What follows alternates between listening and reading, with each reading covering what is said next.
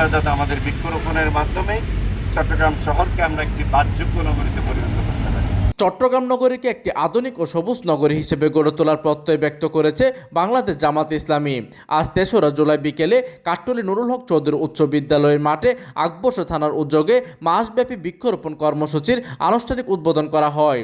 অনুষ্ঠানের প্রধান অতিথি হিসেবে উপস্থিত থেকে চারা রোপণ ও বিতরণ করেন বাংলাদেশ জামাত ইসলামী চট্টগ্রাম মহানগরীর সাংগঠনিক সম্পাদক এবং জামাত মনোনীত মেয়র পদপ্রার্থী মোহাম্মদ শামসুজ্জামান হেলালি।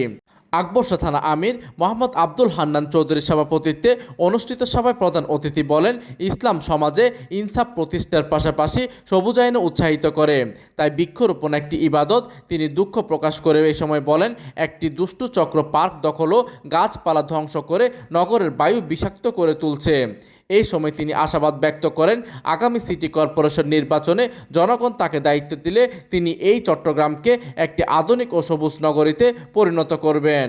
থানা সেক্রেটারি মাওলানা রেজাউল করিমের পরিচালনায় অনুষ্ঠানে ওয়ার্ড আমির কাজী আশরাফ উদ্দিন শাহিন, আব্দুল করিম এবং মোর্শেদ চৌধুরী সহ স্থানীয় নেতৃবৃন্দ উপস্থিত ছিলেন।